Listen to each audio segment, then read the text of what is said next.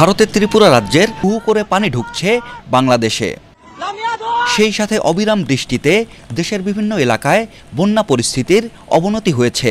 অনেক এলাকায় নিম্নাঞ্চল প্লাবিত হয়ে পানি উঠেছে বসতবাড়িতে। পানিবন্দী হয়ে বিপাকে পড়েছেন লক্ষাধিক মানুষ। জলাবদ্ধ এলাকার শিক্ষা প্রতিষ্ঠানগুলো বন্ধ ঘোষণা করা হয়েছে।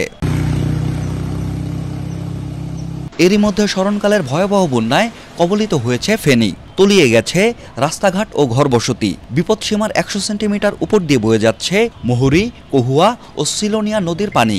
নদীগুলোর বন্যা নিয়ন্ত্রণ বাঁধের ১৭টি স্থানে ভাঙন দেখা দিয়েছে ইতোমধ্যেই। এতে জেলার ফুলগাজী ও পরশুরাম উপজেলার ৭৫টি গ্রাম প্লাবিত হয়ে প্রায় ১৫,০০০ পরিবার পানিবন্দী হয়ে পড়েছে। লক্ষ্মীপুর পৌরসভার বিভিন্ন স্থানে দেখা দিয়েছে হাঁটু সমান জলাবদ্ধতা। জোয়ারের পানিতে উপকূলের ২০টি এলাকা প্লাবিত হয়েছে। ভেসে গেছে শতাধিক ঘেরের মাছ। মৌলভীবাজারের কমলগঞ্জে বাঁধের ৩টি স্থানে ভাঙন দেখা দিয়েছে। লোকালয়ে পানি ঢুকে কয়েক হাজার মানুষ পানিবন্দী হয়ে পড়েছেন। কমলগঞ্জ আদমপুর এবং শমশেরনগর কুলাউড়া সড়কের শমশেরনগর বিমানবন্দর এলাকার সড়ক পানিতে তলিয়ে যাওয়ায় যোগাযোগ বন্ধ রয়েছে।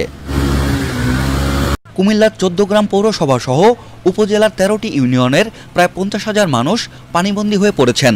বিচ্ছিন্ন হয়ে পড়েছে আঞ্চলিক সড়ক যোগাযোগ। বন্যার পানি প্রবেশ করেছে উপজেলা পরিষদ ও স্বাস্থ্য কমপ্লেক্সে। চট্টগ্রাম নগরের নিম্নাঞ্চলে জলাবদ্ধতা দেখা দিয়েছে। পানি ঢুকে পড়েছে বাসাবাড়ি, দোকানপাট ও কয়েকটি মার্কেটে। গত সোমবার দিবাগত রাত থেকে গতকাল মঙ্গলবার দিনভর ভারী বৃষ্টিতে এই অবস্থা হয়েছে। এরই মধ্যে অন্তত ১৬টি এলাকায় জলাবদ্ধতার সৃষ্টি হয়েছে। পানিবন্দী হয়ে বিপাকে জেলার প্রায় ৮০ ভাগ মানুষ।